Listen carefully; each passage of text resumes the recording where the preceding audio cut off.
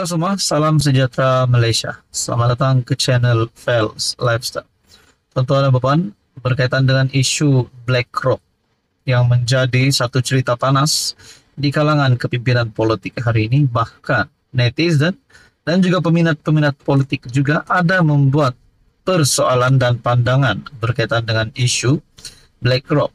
Nah, saudara-saudara, ini jawapan penuh PMX Datuk Seri Anwar Ibrahim yang pasti menutup mulut-mulut terutamanya kepada musuh politik Anwar Ibrahim dan juga yang cuba untuk menjatuhkan Anwar berkaitan dengan isu ini.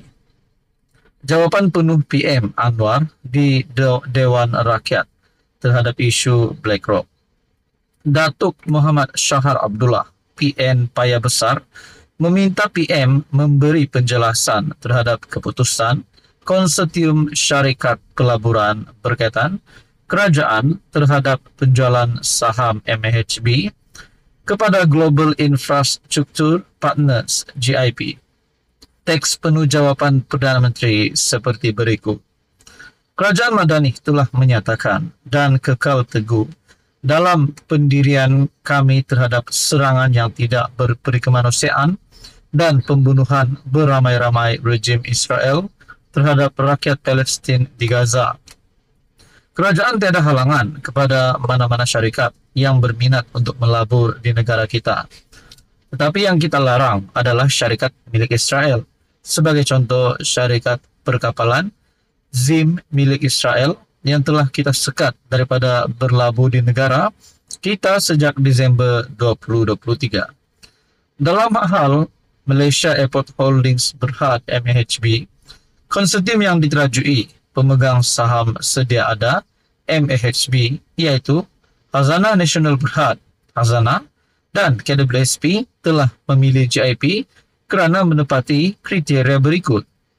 Nombor 1, pemilikan kepakaran teknikal dalam pengendalian lapangan, terbang dan kekuatan kewangan untuk melaksanakan transaksi dan pelaburan besar.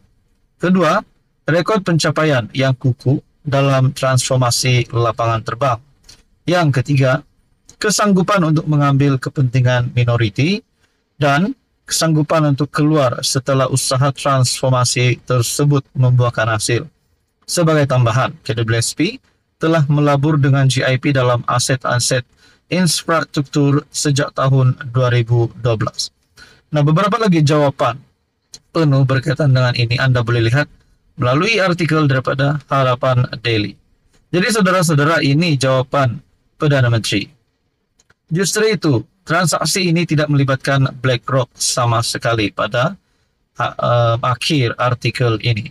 Jadi saudara-saudara, seperti yang kita tahu, pendirian Perdana Menteri dan Kerajaan Madani iaitu tetap menyokong penuh kekal teguh dalam pendirian terhadap serangan yang tidak berperi kemanusiaan dan pembunuhan Israel terhadap rakyat Palestin di Gaza. Jadi mungkin berkaitan dengan isu ini ada beberapa pihak yang cuba menjatuhkan Anwar.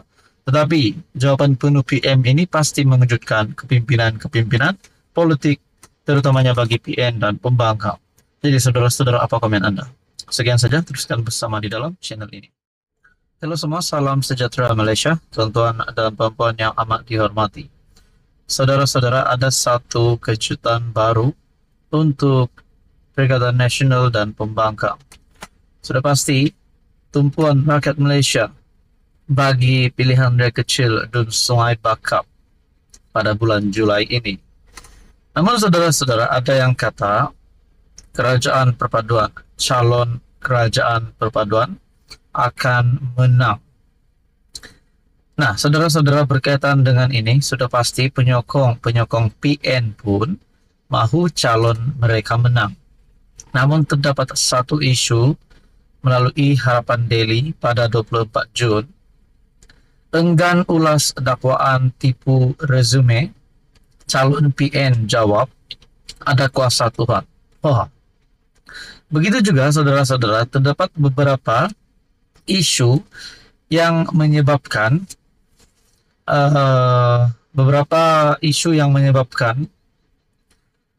mungkin ini menjadi faktor kepada calon PN untuk kalah sehingga ada yang mempersoalkan, bukankah lebih baik calon PN itu tarik diri saja? Itu pun menjadi persoalannya.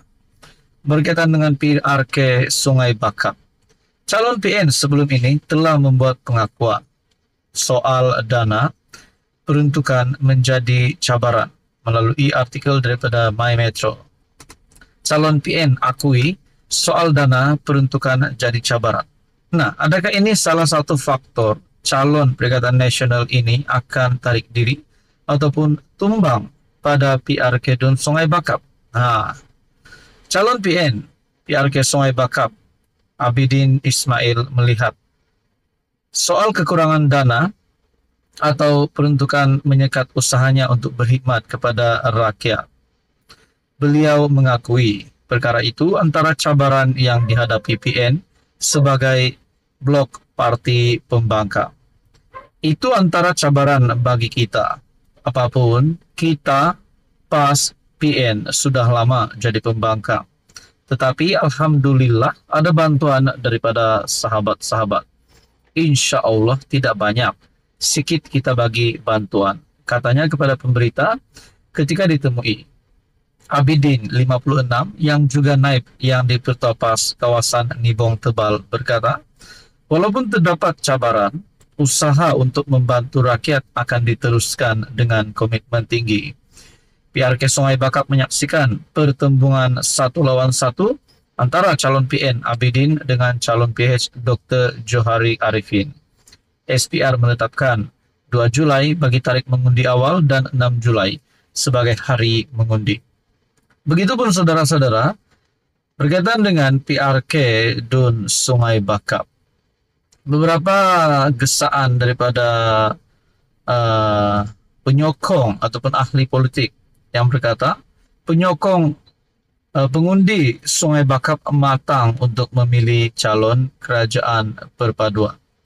Jadi saudara-saudara yang amat dihormati, nak cakap calon PN tarik diri, itu mungkin kita boleh persoalkan, tapi kita dapat lihat perjuangan bagi calon PN ini tetap akan diteruskan walaupun beliau telah mengakui soal dana dan peruntukan menjadi cabaran. Tetapi bagaimana pula dengan artikel daripada Harapan Daily sebelum ini yang menyatakan, enggan ulas dakwaan tipu resume, calon PN jawab ada kuasa Tuhan. Adakah calon PN ini menipu resume? Begitupun Sanusi sebelum ini ada membuat kenyataan. Beliau menganggap isu latar akademik calon PN sebagai provokasi.